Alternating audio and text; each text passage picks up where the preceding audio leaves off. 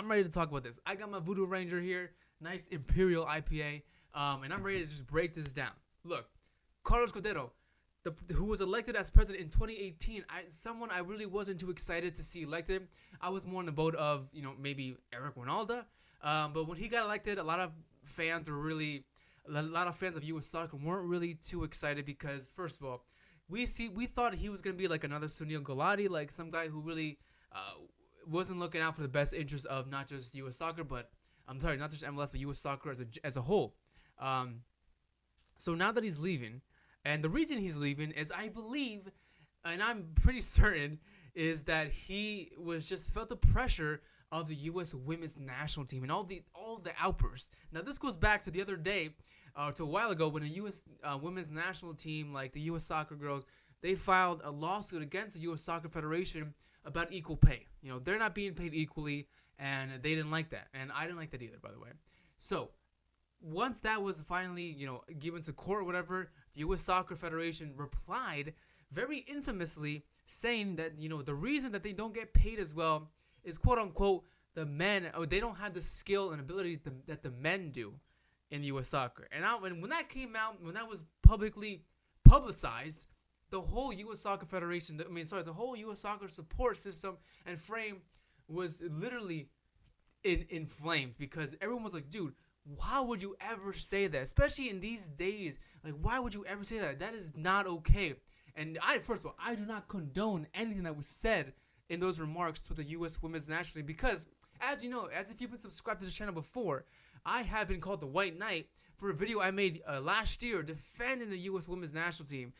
Have been trying to get you guys to support them and watch their games and really go to their games, watching them, the women's ML, like the soccer teams, the leagues, the NWSL, all that support. Like, if you support MLS, you should be supporting that. If you support U.S. soccer, you should support every aspect of it, not just the men's side, but the women's side as well. So yes, I don't agree with what the U.S. Soccer Federation has put out there to deny the U.S. soccer women to not get paid as equal as men. Look, the women's national team has been far more successful than the men has, and that's no argument. The men can barely make it to this. They have never made it to the semifinal of the World Cup. How disappointing and pathetic is that for you to see that and be like, yeah, they're still better than the women though. Okay, look, I know people go and say, yeah, but the women lost to the freaking under 15 team of this one MLS Academy team. They lost 5-2, so they clearly suck. They're really not that good. Dude, you really think that these fucking professional athletes are going to give it their all against these fucking kids? No. Look, I don't care who you are. You're not going to play your full potential against kids. If you're losing, you're not going to fucking really fucking wreck these kids. Look, all of these freaking girls on the national team and even in the NWSL, if you, a regular dude, a regular soccer fan, wanted to play against them, like, yeah, I'm a guy, I can beat them, you would get your fucking ass kicked. Your boy Drew, an expert at everything soccer. I would get my ass kicked undoubtedly by anybody on the women's team. Any women professional soccer player I would lose against. I could make a team of my friends, we would all lose. Probably 10-0 if they really tried. Like, for real. So just for people backlashing saying, yeah, they're not as good as we think they are because they lost against the team, I think that is fucking bullshit. But the U.S. women's national team has been far more successful, and that's clear to see. They've won countless World Cups, back-to-back World Cups. They freaking won Olympic titles. They've won titles, guys. Their national team has actually won real worldwide tournaments. The USA can barely win the World Cup. We actually did not win the Gold Cup this past summer. So what does that show you? That means that our guys are not on the level as our women are. And if you guys pin the national team and the best U.S. national teams from each side, I would bet good money that the women's national team would actually win against the men's, because they've got better players, better skill, better tactics, better formations, just a whole better core team. When I look at when you get announcements for the U.S. women's national team roster for any fucking game, Olympic qualifying, World Cup qualifying, friendlies, anything, you see the same group of players. You see the same core. They have a core group of players, and once in a while they bring in some new players, some young girls in, just to see how they do, just to get them adapted into the way they play. That's why they're so powerful. They have the same group of players. These players know each other day in, day out. They know how each other think. They know how each other play. they know how to play together. Our guys don't, because every fucking roster we have a whole 5-10 players who are new to the roster who don't play together that well or that much at all. So that's why I think that if we pin these two national teams together, the U.S. women would definitely fucking destroy the men. I don't care if we have Pulisic. I don't care if we have Zach Steffen in goal. I don't care if we have Tyler Adams. Doesn't matter. The other team is stacked, and they would definitely win. And if you're still watching this video at this time, that means that you too agree, or hopefully I hope that you guys agree with me and my stance of what I am right now, that the women's girls, any USA soccer girls, whether it be the league or the national team, they deserve to be paid as equally or even more than men, especially the girls on the national team who have been more successful than the men have. They should be paid way more. I would not mind having them paid more because they have fucking deserved it. They brought our country some World Cups, and what if it's, who cares if it's women? It's a fucking World Cup, bro. That's probably the only World Cup we're ever gonna get, TBH.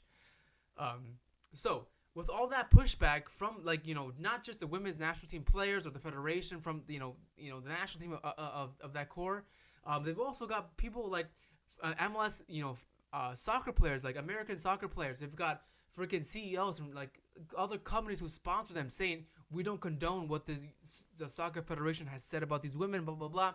Like, that is crazy. With all that fucking pushback, that's why I felt Carlos Cordero felt that heat. He was like, you know what? And probably he met with the board like he said he did, and they're probably like, dude, Carlos, you gotta resign because we fucked up big time, and right now you're the face of the federation, so we need someone new to come in.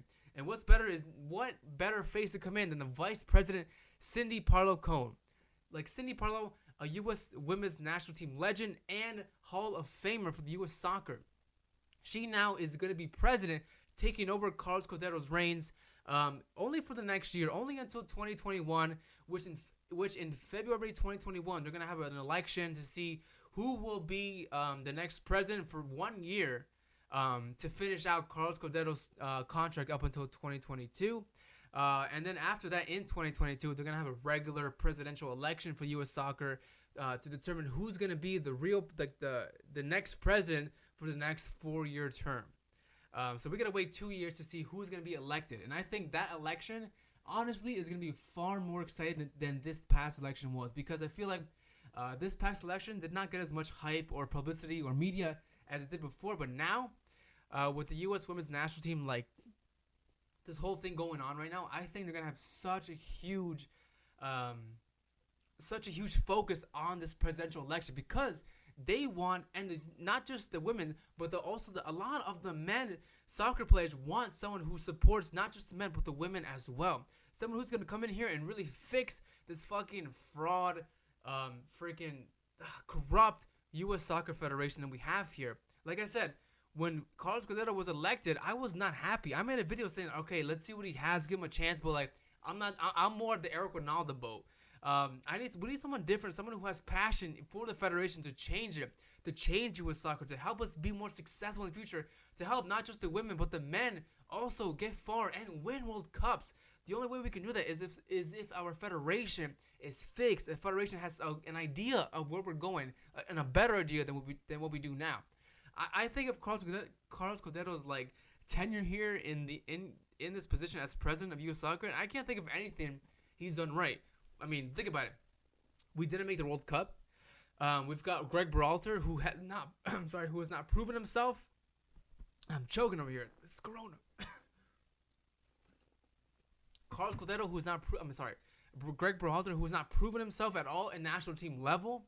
Our players not really just clicking. It's a national team, as you guys know, is not the way we wanted to see it. So right now, gotta take a breath. Right now, for Cindy Parlow taking over as president, I hope to see maybe she makes some big changes while she's in the presidential role. Like, what kind of changes could she make? Obviously, I'm sure she's gonna help her girls out and try to get them some more better pay, or really just get some more publicity for their soccer league and for the national team. I can see her fixing some stuff, and I can see a lot of people being happy with her as acting president right now, as a fill-in role. But I really hope the next president is somebody who is damn, someone who really wants to make a difference here in U.S. soccer, aka your boy Drew. Just kidding.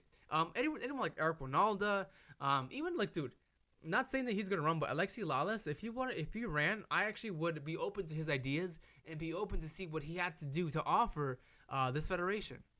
But that's pretty much it. You know, Carlos Cordero is out.